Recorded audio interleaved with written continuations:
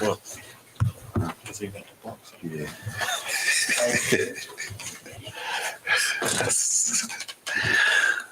طيب قلت مؤخر تأخير لا مشكلة تأخير مشكلة السفر الله يسر الله يسر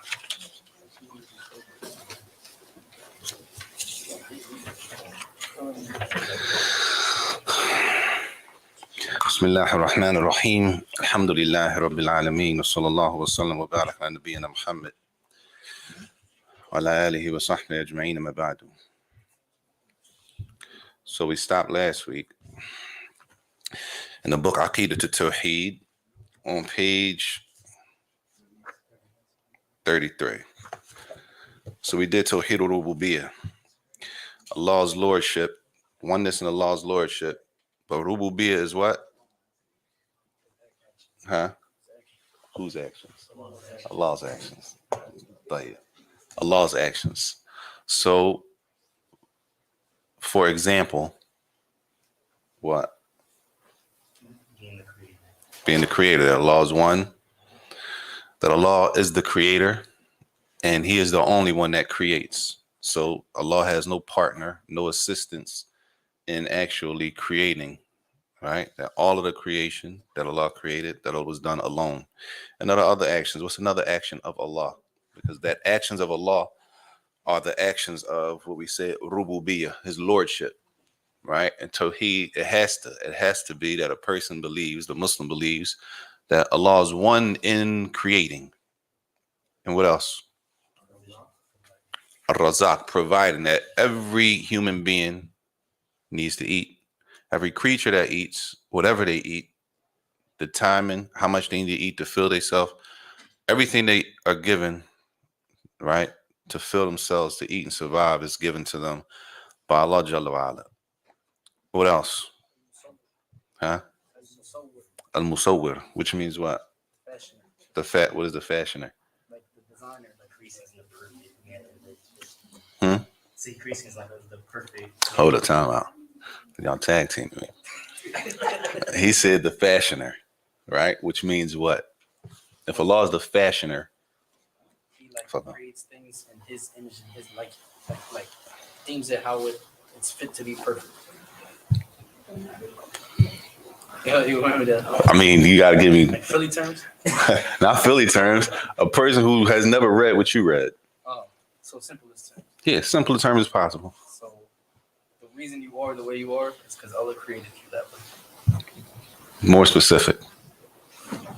He created you to be the best image of yourself. You're unique in your image because Allah created you that way. Yeah, Jade. I need a little simpler than that, though. Because I'm thinking for a person who doesn't have any background in the books that we used to read. I get it. Everything you're saying, I get it. But I want to make sure the person who's never read that, further. Well, the only way I could further explain it is through examples. So, for example, how Allah has created within us our liver, how it takes care of the blood circulation, all that stuff. Just in I guess simpler terms, how things are fashioned. Is that a good term? He used that term. I didn't use that. He Fashion, in a perfect manner, where everything just works together the way that it should be, in the entire. So Allah created the human body exactly how it is, right? The trees exactly how they are. They have a purpose and they operate and they work and they function as Allah created them to function, right? Some bugs eat other bugs. That's part of their makeup. They're supposed to do things, right? Dogs don't chase mice. Do they? They might. Some. But anyway, what's famous is cats chase mice. Why don't dogs chase? What is it about a mouse that the cat, whatever the case may be, the human, every person looks the way they look, right? Because Allah designed you that way, right? He created everything to look exactly how it looks. And that's why the person should be pleased and should be, alhamdulillah, that Allah gave you, for example, a bigger nose than somebody else. Right? That your head is bigger, his head is smaller, her eyes are bigger, her eyes are smaller. That's not by accident. Right? not understanding that Allah is the creator and Allah is the one who fashioned and designed everything perfectly is why people feel like they need to change something. People don't have the confidence in the way they look. They think they got to look like how Allah created somebody else. But that somebody else has another name. That's another person. And Allah created everybody how they are designed to be perfect. What else? This is from Allah's actions. Because Allah is one in designing the human being. He's the only, we say, fashioner, right? No one else helped design how we look, each individual person. What else? Allah gives life. Allah takes people back, takes the soul away. All of those are the actions of Allah, right? We stopped and we didn't get to the next or the last portion of that we're going to go over, which is some and many of the non-Muslims, they'll believe in that portion of a Tawheed, that there's, right, not all, some, that there's one God, right, in the actions that we describe now. Some of them believe that, right? And this is why, what page is that on?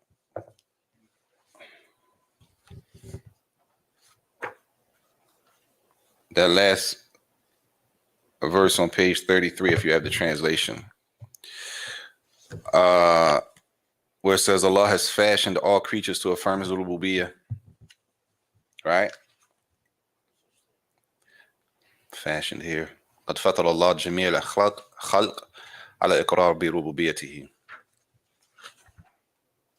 Every person is born with the natural inclination that Allah Jalla wa Ala is one in his actions, right? He says, and this is why حتى إن المشركين الذين جعلوا له شريكا في العبادة يقرون بتفرده بالربوبية. And this is why even during the time of the Prophet, as Allah says in the Quran, the mushrikeen, those who worship other than Allah, right, who made shirk with Allah, they worship others than Allah, whatever they were worshiping, they agreed in this portion of Tawheed. A non-Muslim, they weren't Muslims, they agreed, as Allah told us in the Quran, they agreed with this portion of Tawheed, that yes, he's the creator. And this is the verse at the bottom of page 33, which is قُلْ مَنْ رَبُّ السَّمَاوَاتِ السَّبْعِ. I think it's 2 verses though. Oh yeah, that's it. Okay, that's the verse. طيب. You need this verse. This verse is in Surah Al-Mu'minun. Surah Al-Mu'minun, ayats 87 to 89. 87, 88, and 89. Because I don't think it's written in the book. In the translation, it's not in the book with Surah. Is it? Oh, it might be on the next page. I'm sorry. Yes, it's on the next page. It is on this thing. And this is the point. The point of this verse is to prove that, as Allah says, if you were to ask those people who worship other than Allah, if you were to ask them about Allah's actions, let's leave it at that, Allah's actions, his lordship, if you were to ask them about those actions, they would agree. They would agree with you. And that's why I says, say, who is the Lord of the 7 heavens and the Lord of the throne? They will say, Allah. They will agree with that part. That's not the issue. We don't have, in that case, we agree on that portion, right? Say to them, will you not then fear Allah? If you know that Allah is the only creator, if you know that Allah gives life, causes death, Allah created every human being, he feeds every creature, why wouldn't you fear Allah and worship him? How do you go give your worship to other than Allah, knowing that he is the only one who did that himself, right? Allah said after that, and this is the translation of reading, say, in whose hand is the sovereignty of everything? Allah is in control of everything, and he protects all, while against whom there is no protector.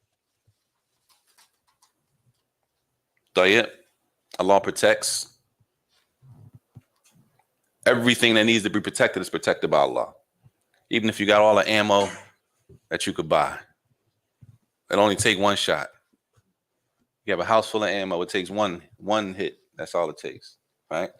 That Allah is the protector of everything. It says, and if Allah punishes or harms anyone, none can save him if you know. They will say, Allah. If you ask these people about Allah's actions and that who did those actions, they will agree. Now the question is, if a person agrees with that, does that mean they're Muslim? No. Why not? They didn't take Shahada. They gotta agree. You don't believe Huh? in just Allah. They got a what? They gotta agree with worship. Open up. Right. From Not a, single Allah is worship. I mean, it's oneness. It's what layman term. and his oneness of what? Is oneness of what? Yeah. Single. Because that's Tawheed. That is Tawheed in his lordship. They agree with that. But problem. You have to associate your partners. They still have to leave off worshiping other than Allah. You can't agree with that and still worship other than Allah. Right? That's a mushrik. That means they've joined partners with Allah in worship. They worship Allah and they might keep worshiping, for example, a tree. A person worships Allah and they still worshiping Jesus. Alayhi salam. They worship Allah and they still worship the sun or the moon or whatever they was into before, right? That means that, and this is why they're referred to as the mushrikeen. That they worship, they were still mushriks. They still associate, they still shared as when it came to worship. But when it came to Allah's actions, they knew, yes, it's only Allah. Yes, that is Allah who did that. But then when it came to only worship, they had a problem there. Tayyib. We move into this section, which is Bayan Istilzam Tawheed al-Rububiyyah li Tawheed al-Uluhiyyah. It's connected to the same topic, but it's a few pages up. That's page 57. It says explanation that Tawheed al-Rububiyyah necessitates Tawheed al-Uluhiyyah. Tayyib. We know Tawheed al-Rububiyyah, right? To keep it simple, so we can use the same language. Tawheed al-Rububiyyah is what? To single Allah out in his lordship. Tayyib. Sah. Only one Lord. Tayyib. No other lords besides Allah. Tayyib. Or, all that's sahih. Or, His actions. Yeah. yes, the actions, the single Allah out in his actions. All the actions of Allah that we know is only Allah who's doing those actions. And we make Tawheed that, yes, it is Allah who does those actions alone. That this next section, if that's the case, this next section says, if that's the case, if we understand that, then you can only do one thing. The only thing you can do with that is to worship Allah alone. It necessitates that you move over to Uluhiyyah, that all the worship has to be for that one that we agree with is the only creator, right? And that's the next section. It says here, I don't know who has a translation, but it says here on the 1, 2, 3, 4, the fifth line on page 57, it says, this is the meaning of Tawheed al-Uluhiyyah. Al-Uluhiyyah means what? Worship, or ibadah. Tayyib. So for anybody who agrees that Allah is the only creator, let's just use the creator, right? Then that necessitates that you have to give all your worship to that creator, right? In all of his other actions, if you agree that there's only Allah who does all of those whole list of actions, then you have to give your worship to, right, that Lord who does all of those actions alone. Tayyib. But it says here, after that, it says ALLAH.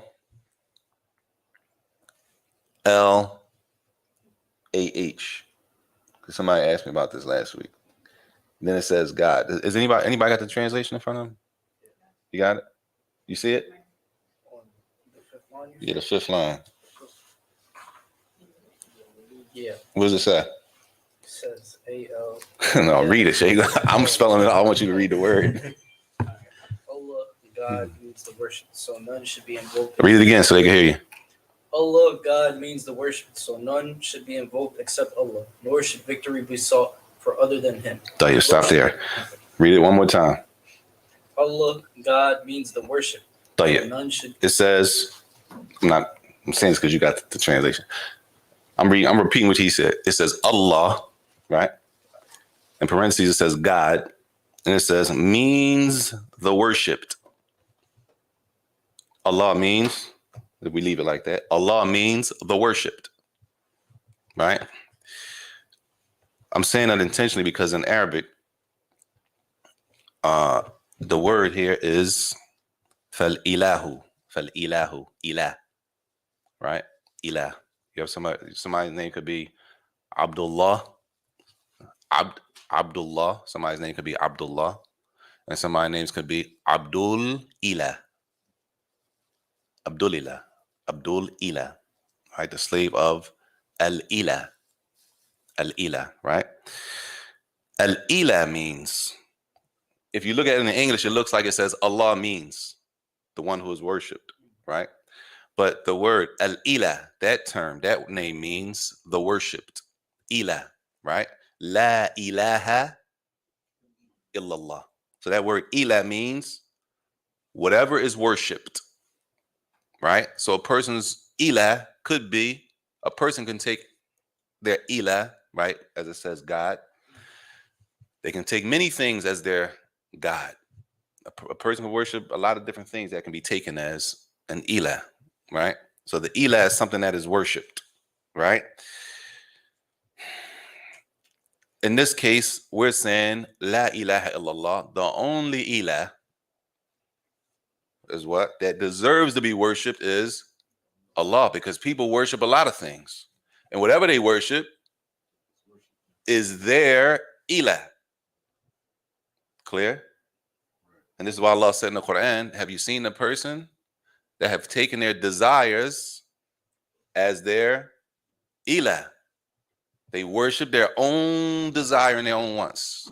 They worship it, right? So a person could worship something, and whatever they worshiping, that becomes their ilah, right? We say the shahada, la ilaha illallah, which if you left it literal, if you left it literally translated, there's no God, right? Like you see some translations that said there's no God except Allah, right? But people do worship other gods, right? So that's why there's no God that deserves to be worshipped except Allah. And that's an issue. That's not an issue, but in Arabic, the meaning carries what it means in the Arabic language. And that's why translating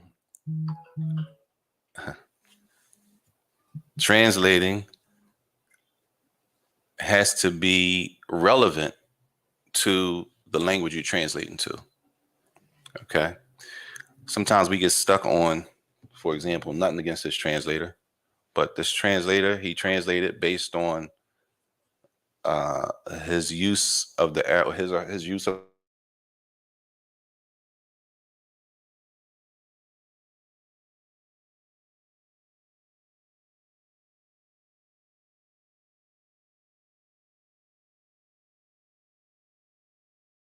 the point of the translation is to bring the meaning to the other language without changing the meaning. Like keep the meaning as it was in the other language. But how do you do that in the next language? You want to make it fit, which that's why it could be done more than one way. It's not like one word, you got to say it like this all the time, right? So now the issue of a person knowing that there's one creator and they agree with you on that, that necessitates that you only worship that one creator. Right. And that's why the chapter is that a person who agrees with Rububiyyah, the oneness of Allah's actions, yes, he's the only one that creates, then that necessitates that you only worship that one creator. That's the chapter. Therefore, nothing from worship is allowed to be given to other than that one creator that we agreed on. If we agree on that, you can't go outside of that. What allows you to go outside of your work, giving your worship other than that one creator that we know, I know, and you know? He's the only one, that the brother said, designed the liver to work the way the liver works. You agree with that. We agree. So how do we turn and give our worship to other than Allah? And that's why the chapter is like that. The heading. He says, for Tawheed al-Rububiyyah dalilun li wujub Tawheed al-Uluhiyyah. And this is, as Allah uses in the Quran, that this is a proof. The proof that Allah is the only creator is also a proof. The proof that all word is that Allah is the one creator is used against the people as a hujjah, as a proof that he has to be worshipped alone. Again, the fact that you agree, the fact that a person agrees that yes, there's one creator who makes it rain, makes the sun rise, and everything that we're talking about, right? In the Quran, Allah uses that against them. If you agree with that, then that's who you worship. You can't agree with that and then go outside of that and worship other than Allah. Clear? That's why, and this verse is in Surah Al-Baqarah. This verse in Surah Al-Baqarah, ayats 21 and 22. Tayyib. It says, in this verse, it says, وَلِهَذَا كَثِيرٌ مَا يَحْتَجُّ اللَّهُ سبحانه وتعالى على المنكرين للتوحيد الألوهية بما أقر به من توحيد الربوبية. He uses the fact that you already agree with me and that is one creator. He used that against them. So in this verse, Allah says, يَا أَيُّهَا النَّاسِ يَا أَيُّهَا النَّاسُ اعْبُدُوا رَبَّكُمْ. O mankind, worship who? Your Lord. Right? This is a command to worship your Lord. Now, after that, Allah describes himself throughout the verse. Right? I think this is on page. There you on page 57. Worship your Lord. Then Allah describes who you're supposed to be worshiping. Right? Because we agree to this one Lord, right? It's one creator. We agree on that. Who's that creator? Allah said, worship your Lord. Well, who's that Lord? الَّذِي خَلَقَكُمْ, the one who created you. وَالَّذِينَ مِنْ قَبْلِكُمْ لَعَلَّكُمْ تَتَّقُونَ. And he created all of the people, the generations that came before you. Right? Worship your Lord, the one who created you, and everybody before you. لَعَلَّكُمْ تَتَّقُونَ. Right? Perhaps you will attain taqwa. Then Allah continues, الَّذِي جَعَلَ لَكُمُ الْأَرْضَ فِرَاشًا. Who is this Lord? The one who made the earth, the whole earth, as a bed for the people to walk and live on. All of these from Allah's actions. He created the earth. He created the heavens, right? This is the one you're supposed to be worshiping. Since we agree that is one creator, this is the creator, right? It says, الَّذِي جَعَلَ لَكُمُ الْأَرْضَ فِرَاشًا وَالسَّمَاءَ بِنَاءً. And he also made the sky as a canopy. We know a canopy, right? Everybody know a canopy? Well, who doesn't know a canopy? Let me ask that. Come on, y'all. Everybody knows a canopy? What's a canopy? It's similar to like a it's like a, I don't own one, but it's Shake, what is it? I ain't see you. it's like a cover on 4 poles. Go ahead, a covering. Cover over, like if it's raining, you have like a little gathering outside. Jade, you know? a covering. Made the sky as a covering. Allah, all of the creator that we all agreed on, first of all, has created all of this, right? Then Allah said, وَأَنزَلَ مِنَ السَّمَاءِ مَاءً. The one who sent rain down from the sky. This is the one you're supposed to worship. This is one we agreed that is only one that did all of this, right? So this is the one you're supposed to worship. The command is to worship him. طيب. فَأَخْرَجَ بِهِ مِنَ الثَّمَرَاتِ رِزْقًا لَكُمْ. Once he sent down that rain from the sky, it says, and brought forth therewith fruits as provision for you. Allahu Akbar. Allahu Akbar. Right? Allah sent rain down, and what came out of the ground? Fruits and crops for you to eat from. The one who did all of this is the one you worship. We already agreed, if we having a conversation, we've already agreed that it's only one that did all of that. How do you turn around and not worship or worship someone or something other than the one who did that? Right? And then Allah said, فَلَا تَجْعَلُوا لِلَّهِ أَنْدَادًا وَأَنْتُمْ تَعْلَمُونَ. So knowing all of that, Allah says, so do not set up rivals unto Allah in worship. Don't make partners with Allah in worship, knowing all of that the verse just previously mentioned. And this is from the ways that Allah mentions in the Quran, that he uses that against the people who, yes, they agree with Allah, his oneness and his lordship, but then they turn around and they worship other than Allah. And on page 58, it's another verse that does the same thing. If you ask them, قُلْ لِمَنَ الْأَرْضِ وَمَنْ فِيهَا إِن كُنْتُمْ تَعْلَمُونَ سَيَقُولُونَ لِلَّهِ. Allah says, say, whose is the earth? Who does this earth belong to? This is a question. Allah says, say to them, who does this earth belong to? And whosoever is therein. And every person, every creature in the earth belongs to who? Allah said, they will say, it is Allah. right? They will agree with that, which we got to understand. We live around a bunch of people. We like we the majority. We're the minority, right? So we may talk to people. They're not Muslims, but they may agree with this part. They also may agree with Allah's names, Asma wa Sifat, right? They might agree with some of that. And this is a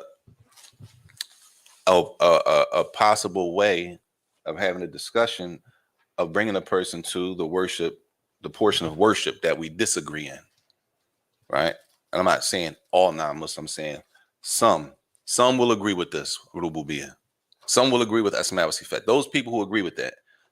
Where do we disagree then? We disagree when it comes to worship, right? Our worship is only for Allah, but they will say that and then they will worship other than Allah.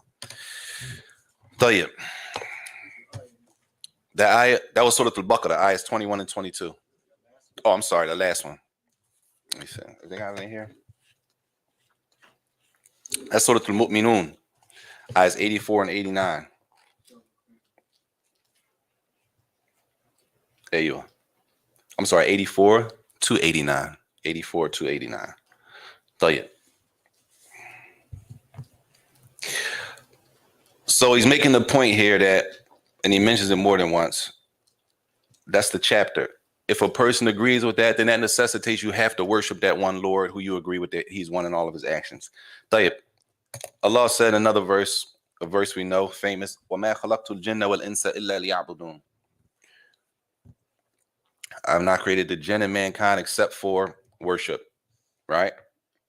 It says worship, يفردون بالعبادة, that you only worship me alone, meaning Allah alone. طيب. So a person لا يكون العبد موحدا بمجرد اعترافه بتوحيد الربوبية. It's not enough for a person to be considered a person of Tawheed, a Muslim, only because they agree that there's one creator. That's not enough. Right? That's not enough. It's not enough for a person to say, yes, there's only one God. Right? That's not enough for a Muslim to be a Muslim. طيب, he says, حتى يقر بتوحيد الألوهية, until they have to agree with the fact that that one God we agree on, that one creator, is the only one that we're going to worship. Clear? Everybody with me? That verse is from Surah Al-Dhariyat, ayah 56. I've not created the jinn and mankind except for worship, except for worship, meaning to worship Allah. طيب. He says, why is that not enough? During the time of the Prophet ﷺ, the mushrikeen, the people who were worshiping other than Allah, كانوا مقرين بتوحيد الربوبية. They would agree. They would agree with the Messenger ﷺ in the rububiyyah, in the lordship. And that wasn't enough to consider them Muslims. Right? It's not just because we saying that in 2022. This has already happened during the time of the Prophet ﷺ. These people had the same idea during the time of the Messenger ﷺ, and that's why we find it in the Quran. It says, and this did not enter them into Islam, right? This did not make them Muslims, the fact that they agreed with us in Allah's lordship. He brings more ayat, because some of it is repetitive, but these are more ayat on page 59. So from 57, 58, 59, these verses are all surrounding the fact that some of the non-Muslims, some of the mushrikeen, it didn't make the Muslims, the fact that we agreed in Allah's lordship. Right? And the verses are showing that, yes, they did agree. If you ask them, they will agree with you. Even today, even if you ask some, they will agree with you. This is another verse. This is Surah Al-Zukhruf, ayah 87. Allah said, وَإِن سَأَلْتَهُمْ مَنْ خَلَقَهُمْ لَيَقُولُونَ اللَّهِ. Surah Al-Zukhruf, ayah 87. Allah said, if you were to ask them who created them, they would say, Allah. Right? Which is, creating is what? That's an action of Allah. If you ask them who created Allah, they say, oh, it was Allah that created us. That's the Surah Al-Zukhruf, ayat number 87.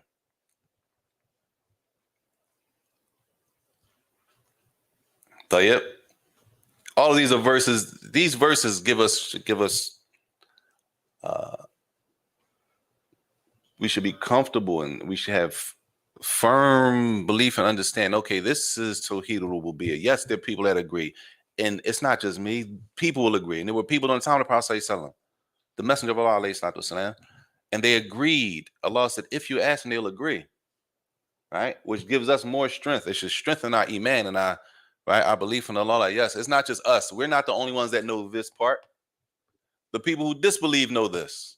What they do with it, that's on them. Right? If a person understands this and they still choose to worship other than Allah, that's on them. But the fact that they know it. طيب. In the next verse, Allah says, وَلَئِن سَأَلْتَهُمْ مَنْ خَلَقَ السَّمَاوَاتِ وَالْأَرْضَ لَيَقُولُنَّ خَلَقَهُنَّ الْعَزِيزُ الْعَلِيمُ. Allah Akbar. That's in the same surah the Zukhruf of ayah number 9. Let's see how I change it. It says at the bottom of 59, and indeed, if you ask them, who has created the heavens and the earth, they will surely say, the Almighty, the All-Knower created them. Right? They'll agree. And this is important because we might have family members, right? We might have a conversation, and we might want to start off, right? And it will be. We might want to start off on an even ground, and then we got to lead them up to, right, the separation. Where does the discrepancy come? Where do we differ? Tayyib. So those verses, as he says, and there are a lot of verses in the Quran that are like this. Tayyib. Now we get into Tawheed al-Uluhiyyah. Tawheed al-Uluhiyyah. He says, Al-Fasl al-Awwal في بيان معنى توحيد الألوهية وأنه موضوع دعوة الرسل. This is the section that is clarifying what is oneness of Allah when it comes to worship, and that this we're talking about the worship of Allah. This was the call that the prophets were calling to. This was the issue. Everybody clear? The issue with the people when the prophets were sent to their people, their issue was in worship. Okay. So firstly, what is Tawheed al-Uluhiyyah? To single Allah out in acts of worship. To single Allah out in acts of worship. In all acts of worship. Sahih. طيب. To single Allah out in all acts of worship. طيب. Another way to say it. None has the right to be worshipped except Allah. None has the right to be worshipped except Allah. طيب. Another way to say it.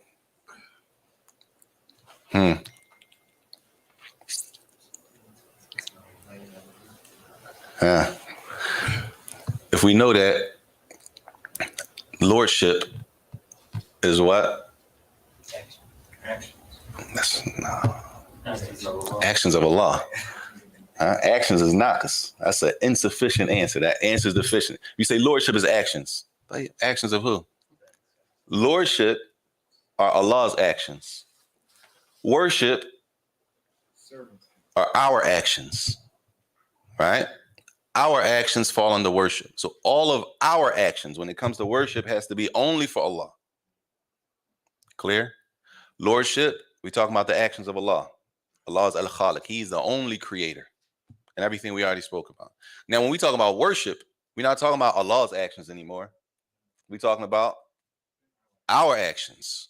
Yes, worshiping Allah. Allah is one in his worship. Okay, what does that mean? Or what does that equal out to when I leave out the house every day and go, you know what I'm saying?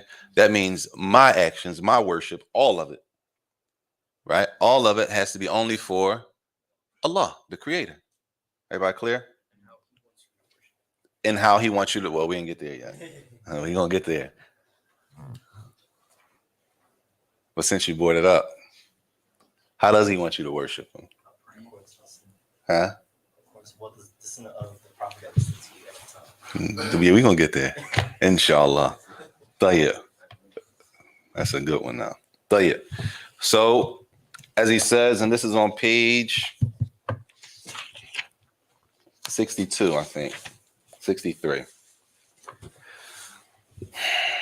It says al-uluhiyya. Tawheed al-uluhiyya. That's fine. Just for the sake of reading it, right? When it says a word like that, Tawheed al-uluhiyya. Uluhiyya hiya al-ibadah.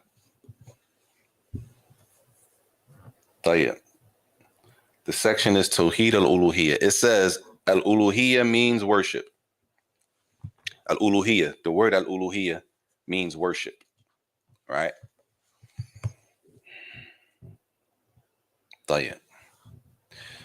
So it says, therefore, Tawheed al-uluhiyya means to restrict all actions creatures perform in worship to Allah, the Most High, alone, right?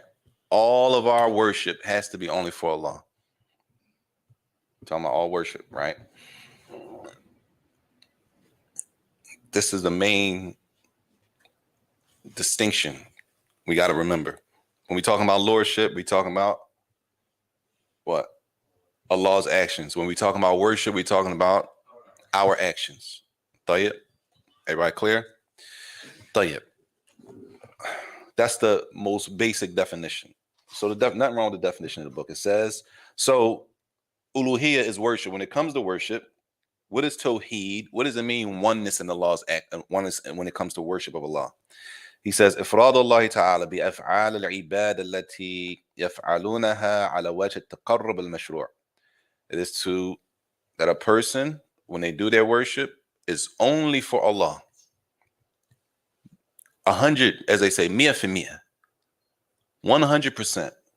There's no gap left that I can do some worship for other than Allah. Clear? That means every time I make dua, every time I raise my hands, I make dua, I'm only asking Allah. There's no time when I'm allowed to ask other than Allah. Clear?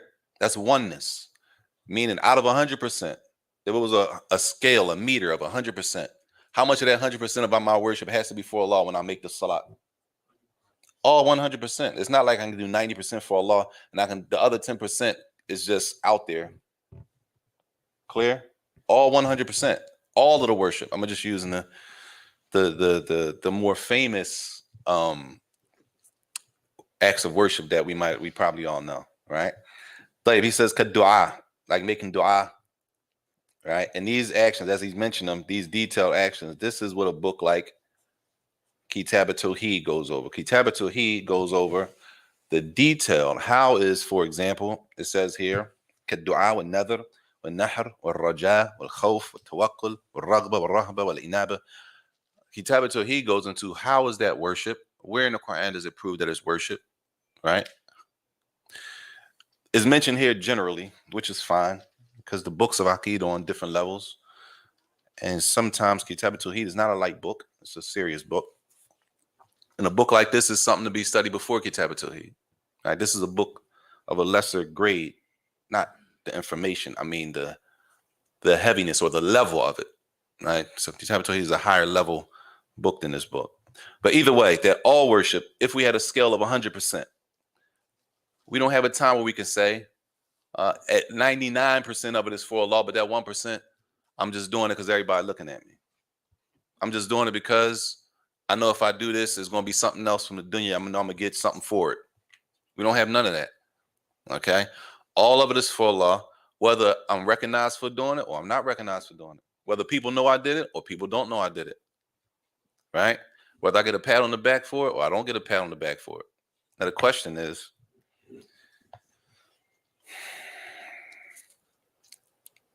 what is worship?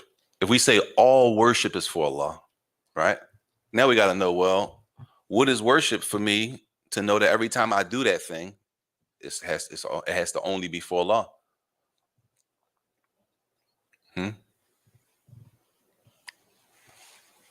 Or should I say, what's Fadla?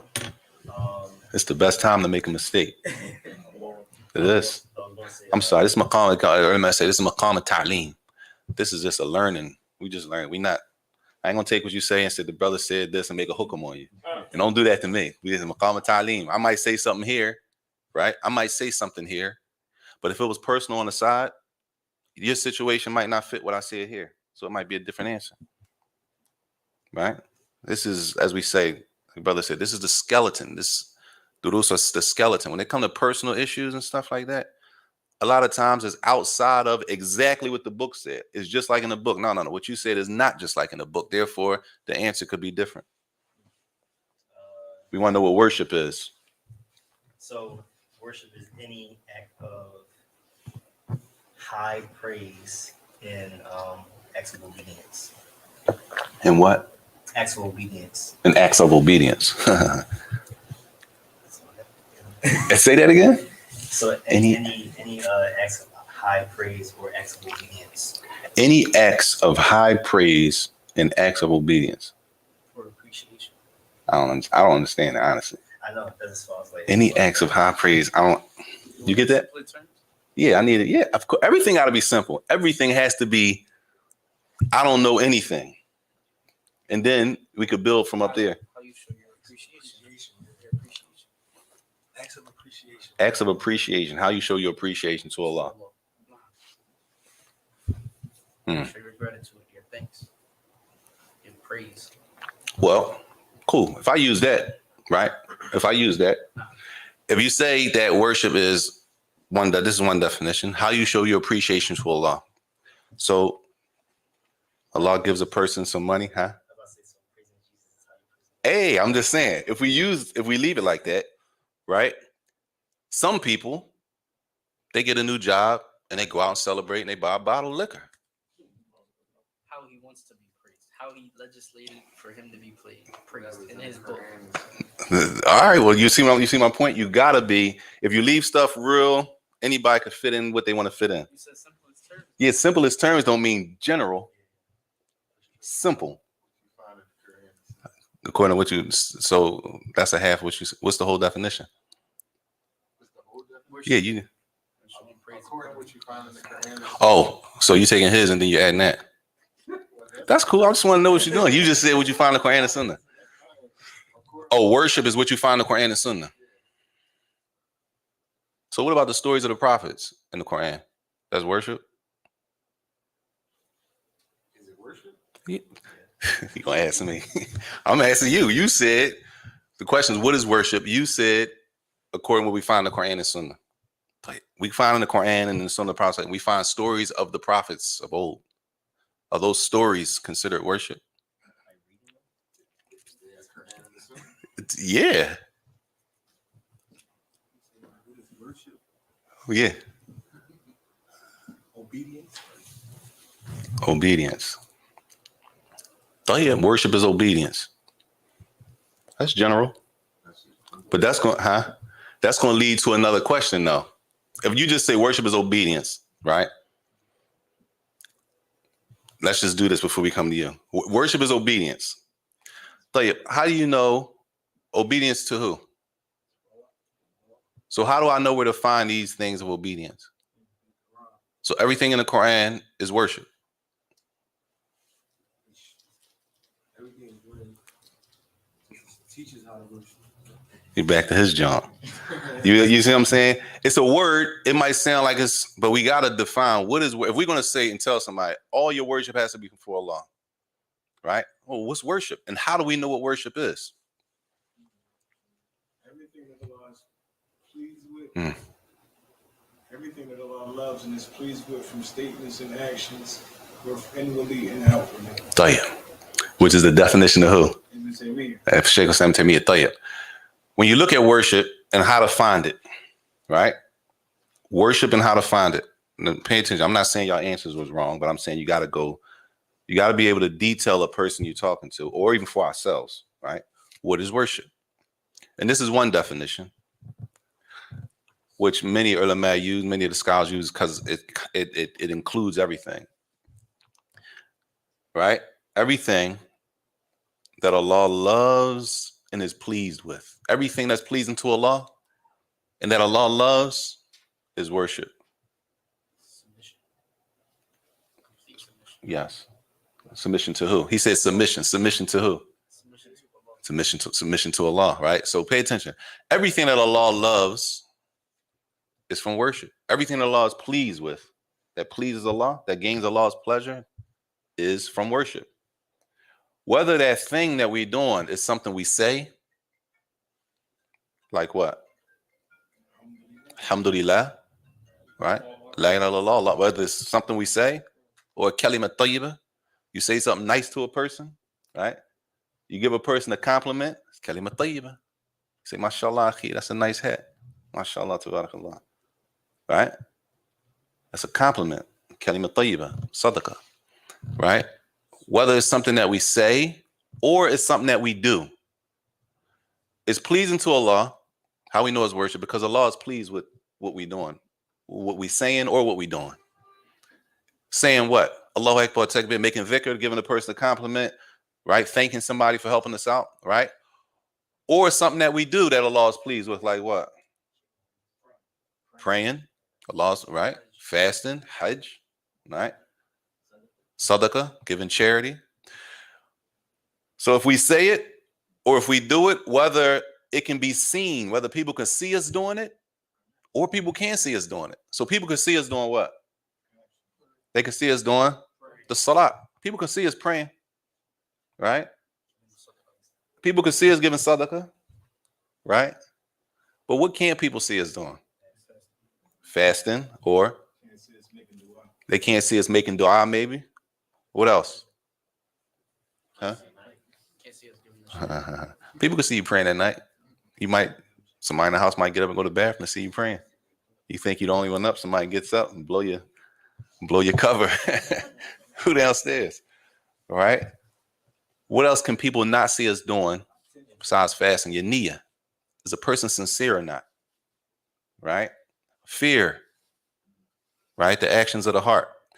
All of those things that are pleasing to Allah, whether it's something we say, something we do, whether you can see me doing or you can't see me doing, all those are worship. Now, this is the question. Go back to the beginning. Everything that Allah loves and is pleased with. This is important. How do we know if Allah loves something or if Allah is pleased with something? It's found in the actions of the Prophet. It said in Surah Al-Imran, if you truly love Allah, then follow me. Allah will love you and forgive you your sins. Tayyib.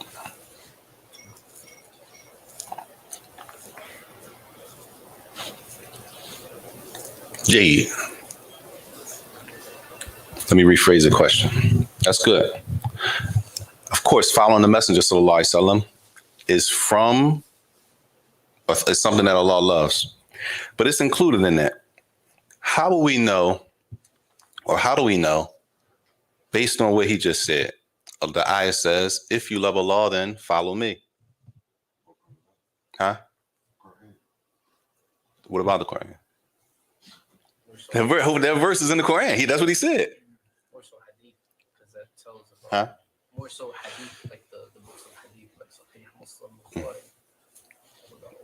That's how we know Allah loves something. That shows the actions of the Prophet sallallahu alaihi wasallam. How do we know, for example, how do we know that Allah loves for us to be truthful people, not liars? How do we know that? Let me ask you this. Is it from worship to be truthful? That's the question. Yes. For a Muslim to be truthful and not be a liar, is that worship? Yes. All who believe worship your Lord. That's it. All right, good, Sheikh. Now let me ask you, is it from worship that we are truthful people, that we don't lie? Is that worship, that a person is a honest, upright, straight, not a liar? Is that from ibadah? That's from worship? Yeah. If you say yes, how do we know that? Because it's inwardly.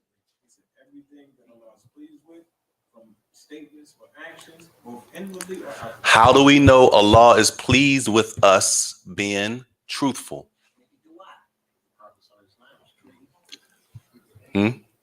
Everybody see where I'm going? All right. We say it's worship to be truthful. Who said it? Allah said. What did Allah say?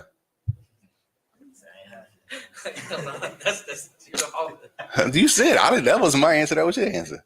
Somewhere. But that's close though. You see where I'm going? If we agree that being truthful is from worship, right? Being truthful is from worship. Salat is worship, right? How we know salat is worship? Allah said what? Pray. Allah said pray. Jayid.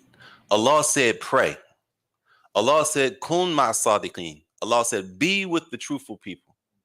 If Allah tells us to do something, then whatever he tells us to do is pleasing to him.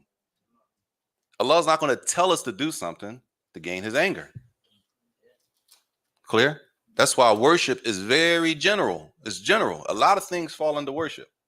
Everything that is pleasing to Allah and Allah loves. How we know Allah loves something?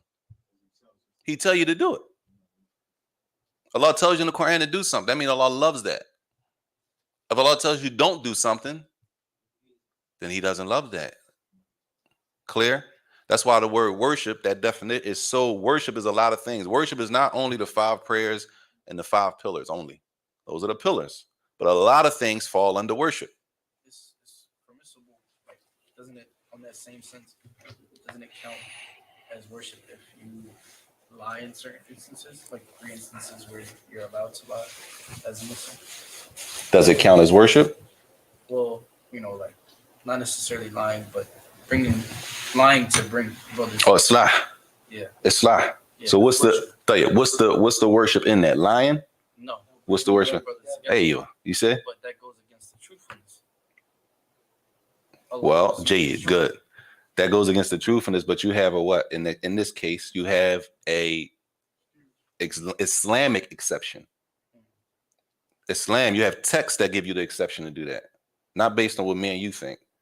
Islamically, you have a text that gives you an exception to do that in that situation, right?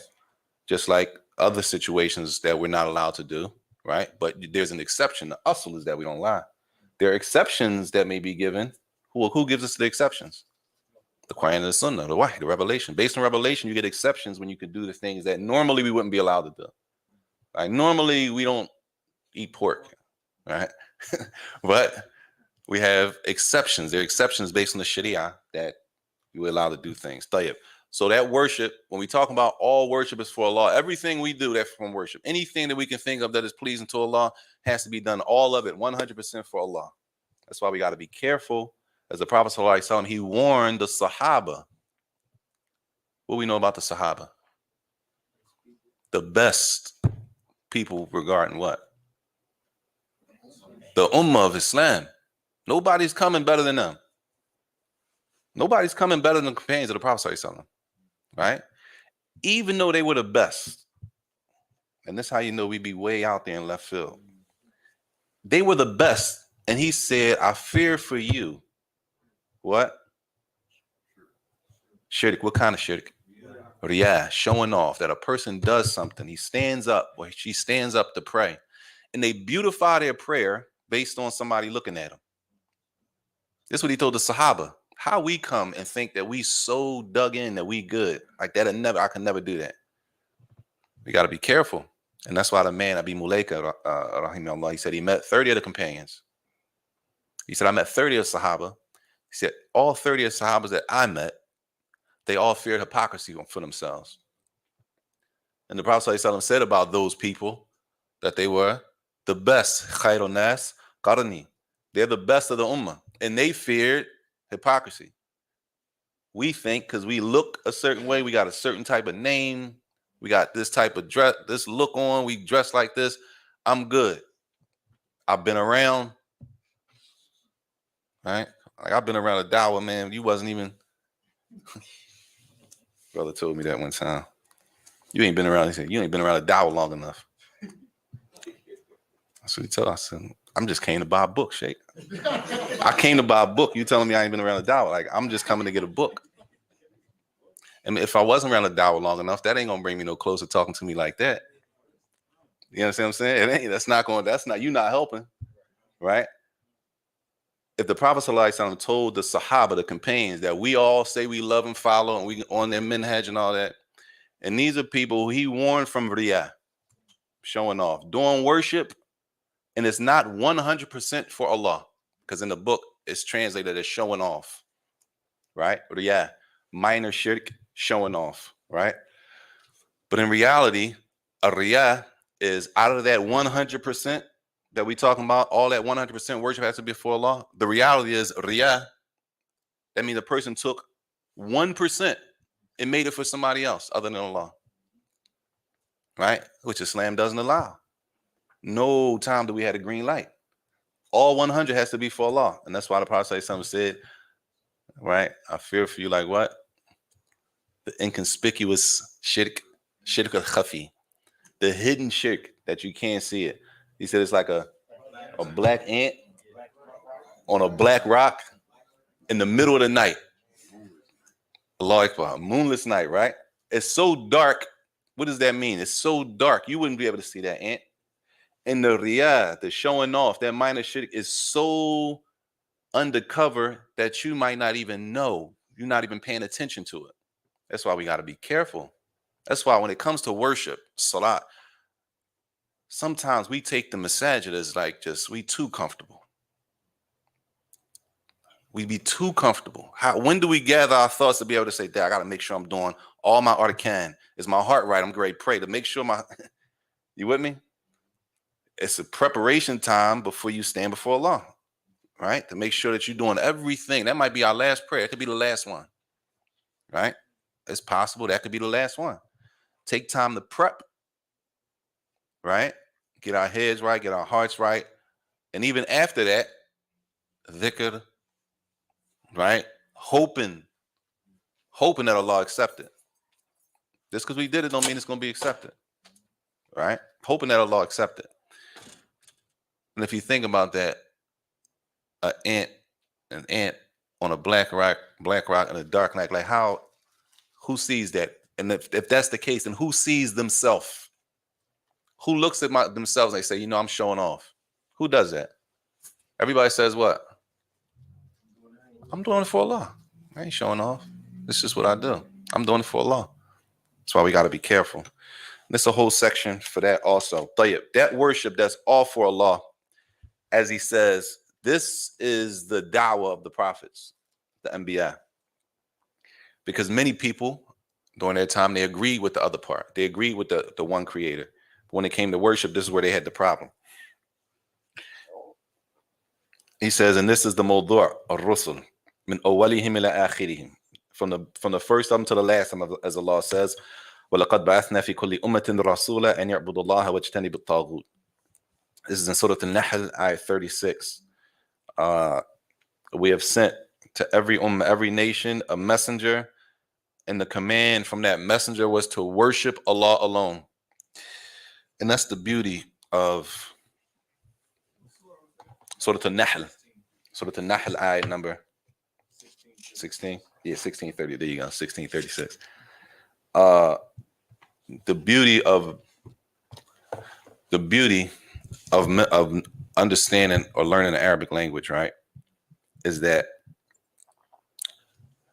when Ramadan comes and Taraweeh comes, and you're praying behind the Imam, you're going to hear the same verses throughout the Quran. Especially if you stand all month. You're going to hear the story of a prophet, and he went to his people and he told them the same thing. Then another prophet, and he told his people the same thing. And another prophet, and he told his people the same thing. All through the Quran. You're going to hear the same, right? As it was the da'wah of the prophets that they were calling to worship Allah, right? Because many of them might have already agreed with the lordship portion. Tayyib. Here's another verse. قال الله تعالى وما أرسلنا من قبلك من رسول إلا نوحي إليه أنه لا إله إلا أنا فاعبدون. Surah Al-Anbiya, ayat 25. Surah Al-Anbiya, ayat 25, where Allah says, and we have not sent you or the messengers before you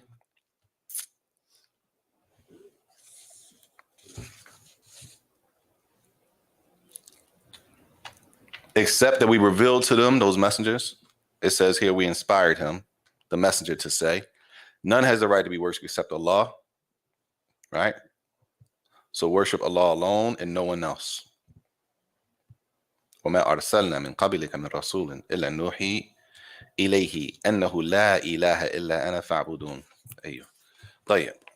So the point of this section is that was the call of the Anbiya. He says, وكل رسول يبدأ دعوته لقومه بالأمر بالتوحيد الألوهية كما قال نوح وهود والصالح والشعيب. Right? The Prophet Nuh, Hud, Salih, Shu'aib. What's the point? That they all went to their people and they all told them the same thing. All right. It says, Ya qawmi u'budullaha ma lakum min ilahin ghayruh. Oh my people, our people. We talk to our people. We know our people, right? Right? Our people. When we talk to our people, they're not Muslim. A lot of them are not Muslim. We start sometimes with the wrong thing. Right? Sometimes we start with issues that are considered to be furor, branches. They're important, but they're not as important as things that come before them. Right? We start with things like, not that it's a person get high. Not that we want them to keep getting high. Right? Or a person has another issue. Not that we don't want them to get off the issue that they have, but we got to start with the thing that is going to make them understand why they shouldn't be getting high. They might not understand, well, what's wrong with getting high? Like, y'all can't do anything. Y'all Muslims can't do nothing. All right? So it's a certain starting point. And the Tawheed al-Rububiyyah, the Lordship, that's not the focus. That's just a buildup. It's not like we spend all our time talking about Lordship. That's just the focus. Yeah, we do agree on that, but this is the real issue. The real issue is here. Tayyib. And that was in Surah Al-A'raf. It says, ayat 59, 60, 73, and 85. Surah Al-A'raf. Ya qawmi u'budullaha ma lakum min ilahin. Oh, my people, worship Allah. You don't have any God worthy of worship other than him. Yes. I'm sorry. 59, 65, 73, and 85. Because that verse, those words come more than once in the Quran. Right? It says, وَإِبْرَاهِيمَ إِذْ قَالَ لِقَوْمِهِ اعْبُدُوا اللَّهَ وَاتَّقُوهُ. When Ibrahim said to his people, worship Allah and fear him, and have fear of Allah subhanahu wa ta'ala. طيب.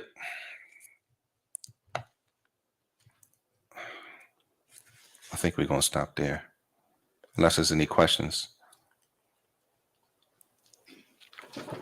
Unless there's any questions, we can stop there for the night. Inshallah.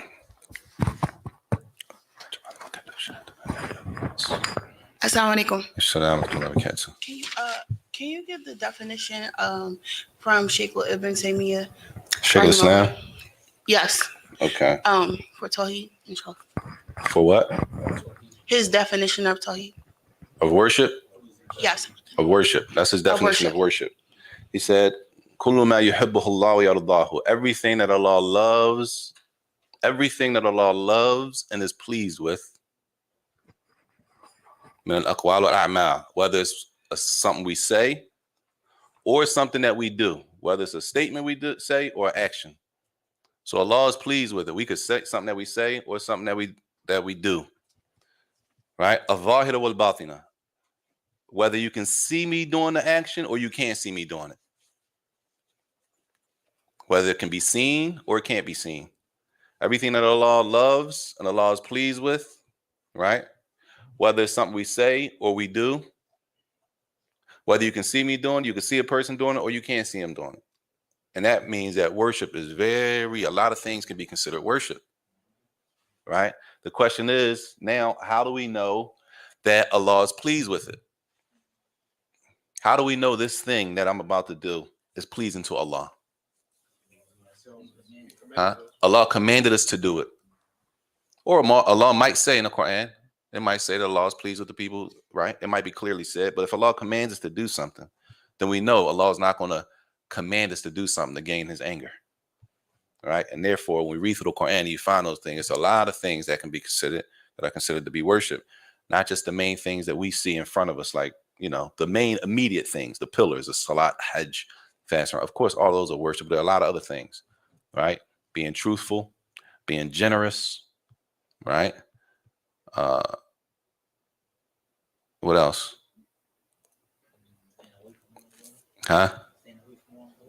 Stand away from what? Stand away from what? Wrongdoing, yeah. No doubt. Stand away from wrongdoing, but what does that mean, wrongdoing, though? Sins. Is that what you meant?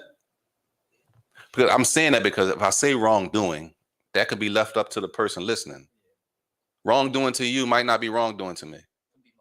You know what I'm saying? It could be like you could have something in your brain that's wrong to you, but that don't mean I know it to be wrong. Especially if the person you're talking to is not a Muslim, right? Or they could be a Muslim, they just don't know, right? So no doubt, stand away from sins, right? The disobedience of Allah. What else? That we know is worship. Yes.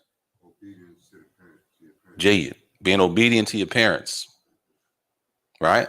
Respecting the parents. Jayid, Allahu Akbar. We need to do a joint on that.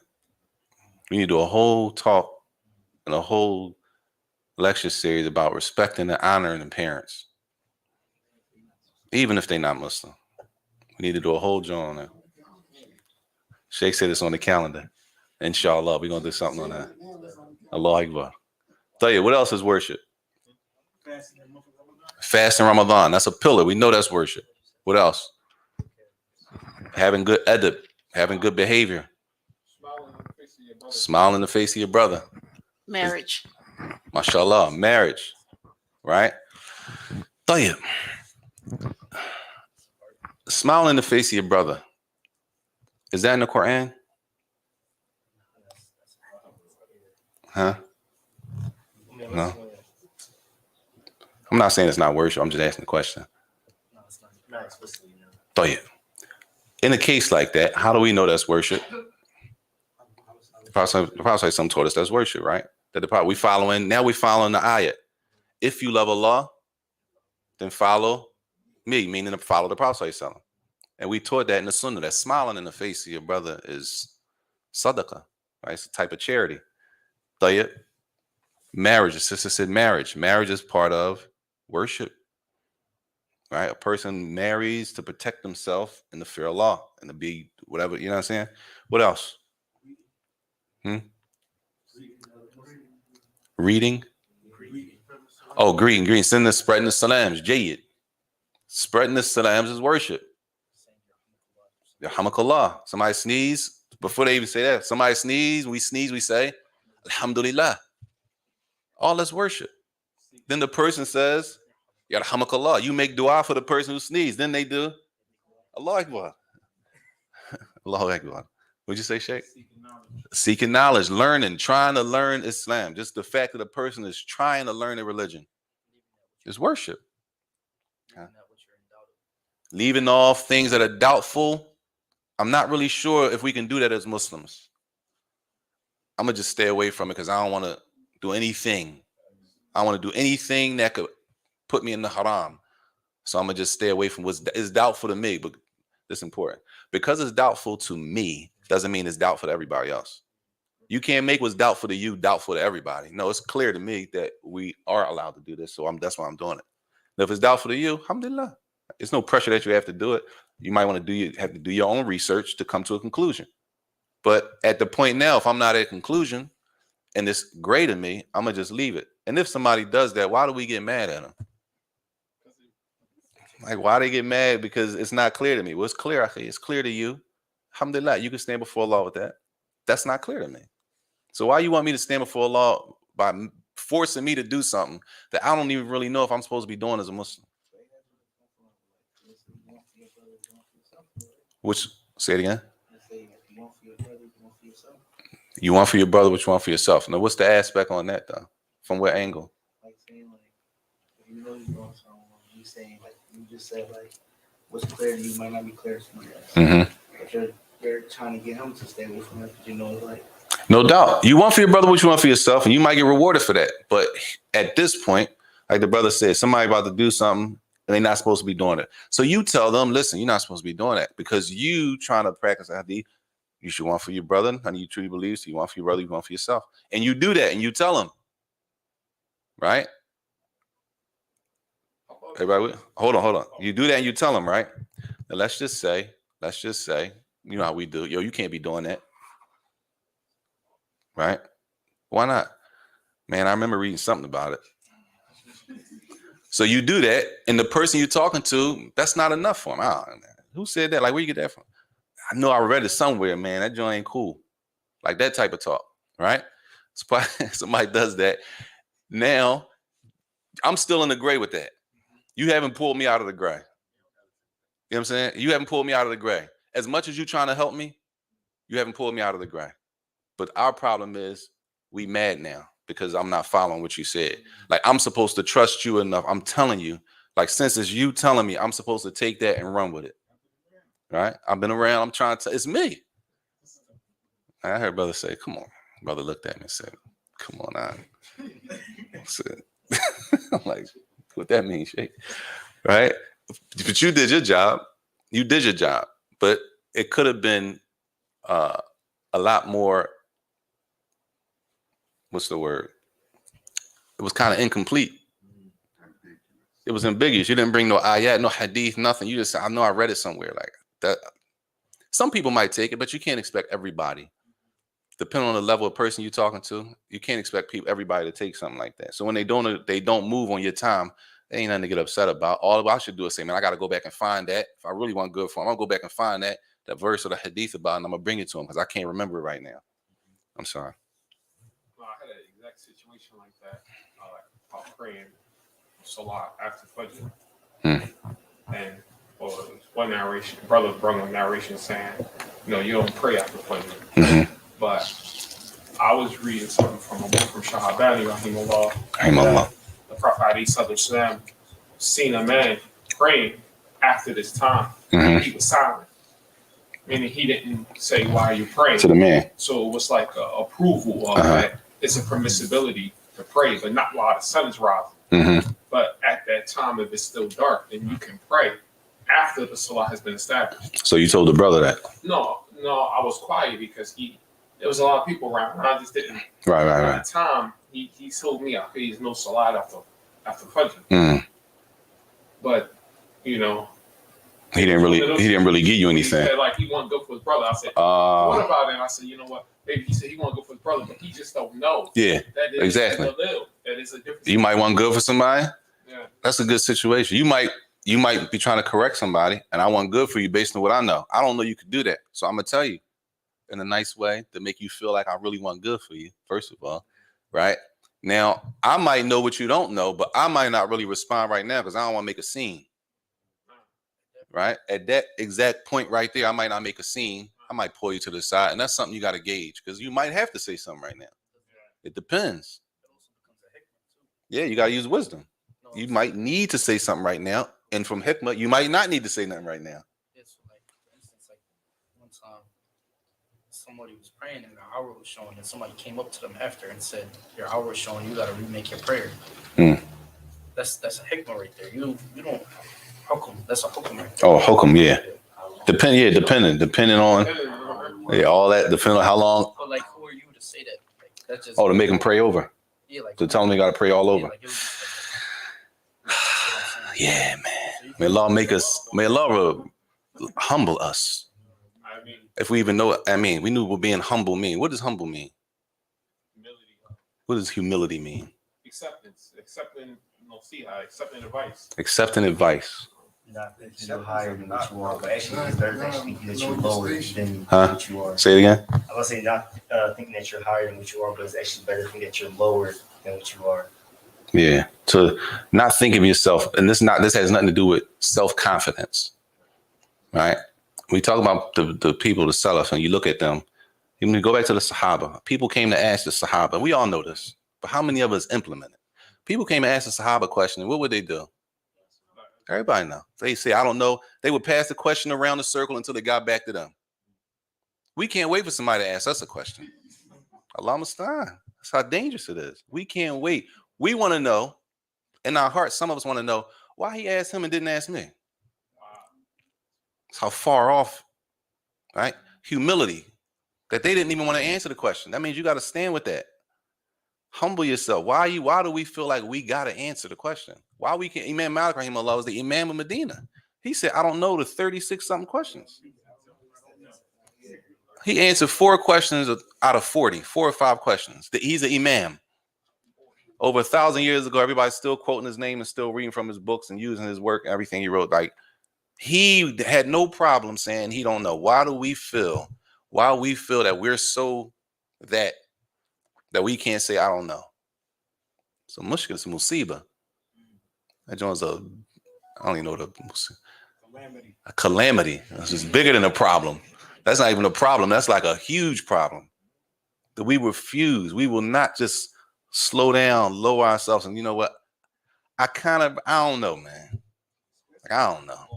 Especially with, you have statement of Prophet Sallallahu Sorry, Alaihi something. Wasallam. He feared for his own the most. Fear for his own the most of it, yeah.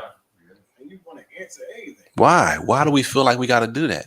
That's what we got to ask ourselves. Why do I feel like I can't say? What's going to happen if I say I don't know? No. What could possibly happen if I say I don't know? Somebody asked me a question. Somebody asked me a question right now. And you, the questioner, expects that I know the answer, right? If I say I don't know, what's going to happen? They're going to ask somebody else. Maybe the person say, well, I thought you would know that. Maybe. I'm saying that because people come to me all the time and they say, I got a little question for you. Ain't about nothing, though. I know it's a light, John. You probably know this.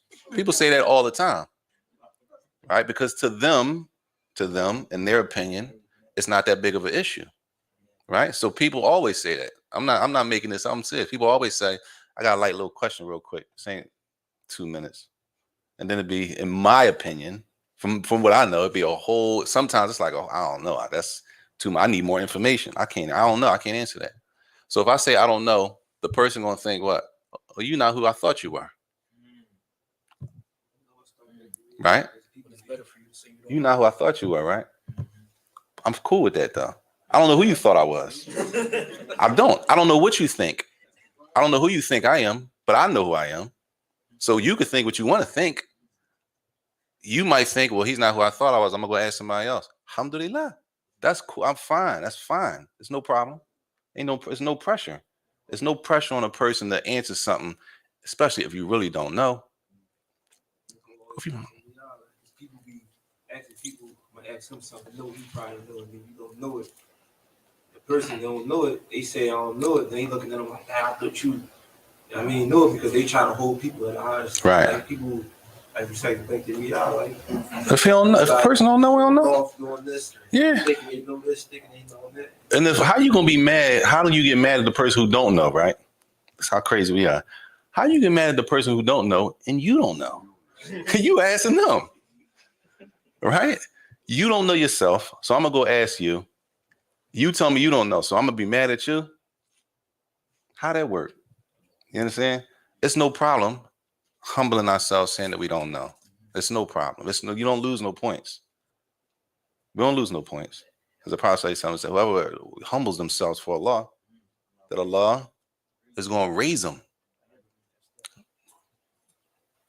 I don't care. We shouldn't care what other people think about how much we know about Islam. None of that matters if we're not implementing. None of it matters. If we go into the grave and we haven't been doing all that stuff, it doesn't matter. It's not going to matter anyway. But it could be the opposite, as the Prophet said. It could be used as a proof against us. If we really knew it and we wasn't using it. As he said, alayhi salatu wasalam, Quran hujjatan lak o alayk. The Quran is going to be a proof for you or against you. It's going to help you or it might not help you. So we should be not just the internet term humble, because I seen that on the shirt somewhere. It was hot, but that's not what we're doing. We're not doing that for looks and humble, like lower ourselves. It's okay not to know. Not that we should want to not know. No, I don't know, and we should want to learn what it is.